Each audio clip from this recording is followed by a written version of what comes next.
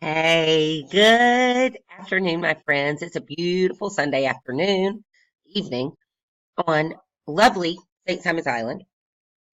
And I'm here um, at my hairstylist's house and I'm dog sitting for her.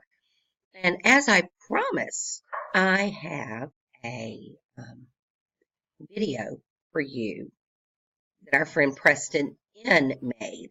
And it's another opportunity for our favorite extra credit.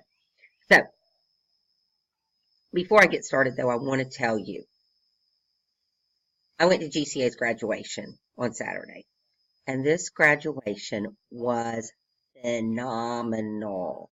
So, those of you who are juniors, please participate in graduation. Make it your priority to graduate on time, participate in graduation. Um, it was a beautiful ceremony. There were, I swear, about 4,000 people in the audience. We had about 400 graduates. And it was fabulous. And I'm just so honored to have taken part in it. I was an usher and it was fun. And I want to encourage all of you to walk, to do the graduation. You know, order your gowns, order your caps, and participate in it because it was a beautiful ceremony. Um, they all said I didn't do the prom because I was driving up from St. Simon's, but that the prom was great, honors day was great, everything was great. So I would really encourage you to do that. Okay? So before we get started, I'm going to have a code phrase for you. First part of your code phrase is schools. Schools. Code phrase number one is schools.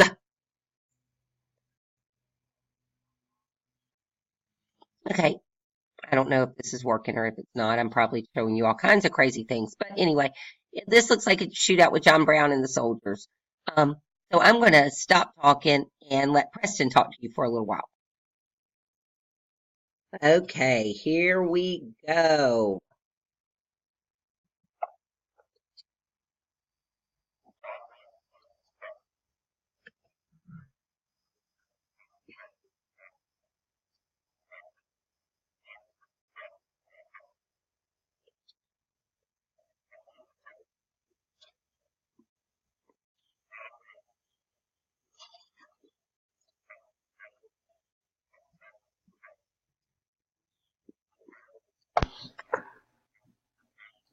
John Brown's raid on Harper's Ferry was to initiate an armed slave revolt in 1859 by taking over the United States arsenal at Harper's Ferry, Virginia.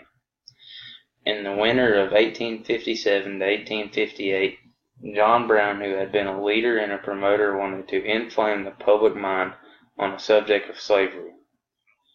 He collected a number of young men, including several of his sons, to carry this out. In 1858 he took these men to Chatham, where on May 8th he assembled a provisional constitutional convention made up of those who he brought with him and a number of residents free Negroes.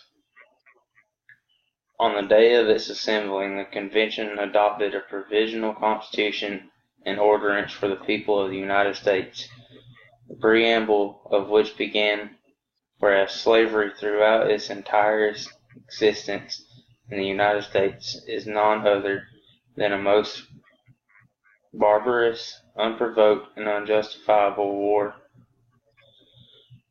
one portion of its citizens upon another portion. Therefore, we citizens of the United States and the oppressed people are declared to have no rights which the oppressed people are declared to have no rights which the white man is bound to respect.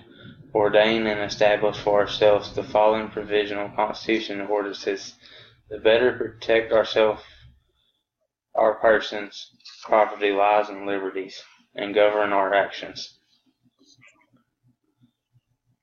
Brown showed up at Harper's Ferry neighborhood around July 1st of 1859.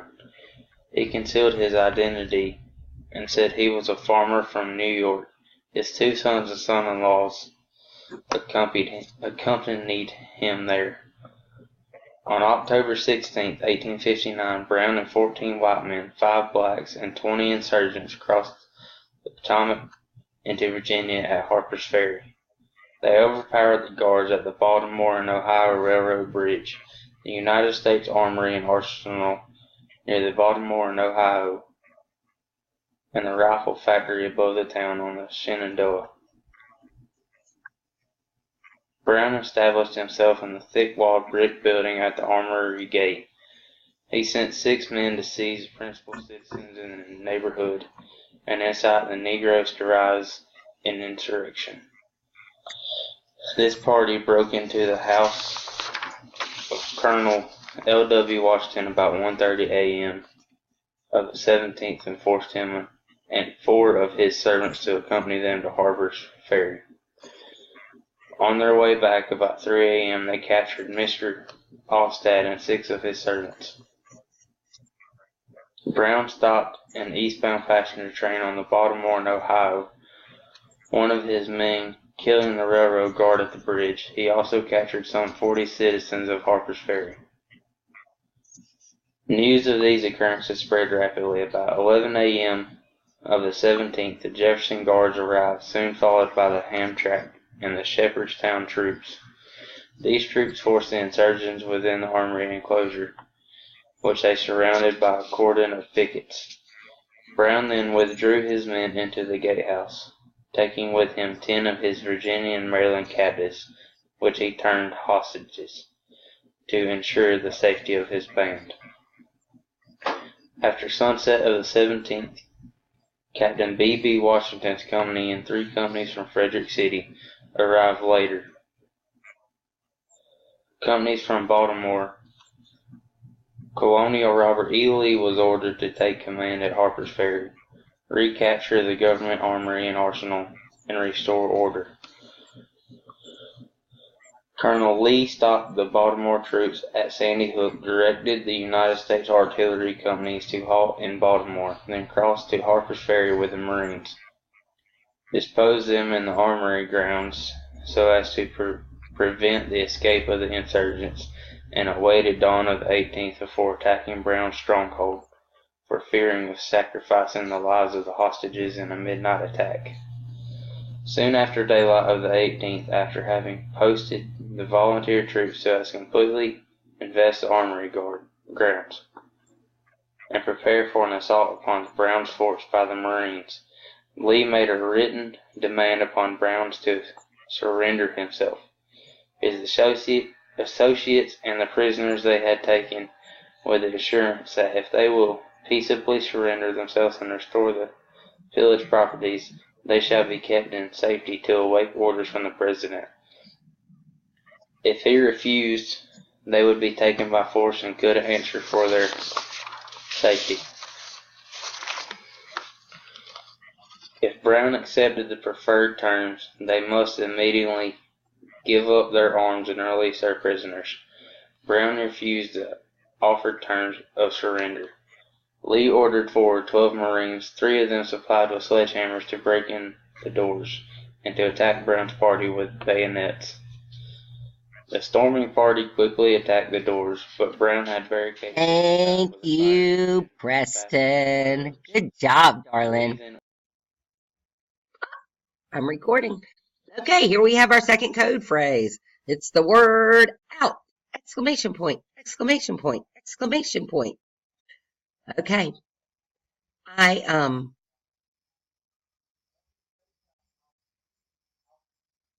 Oh, poo. I just lost it.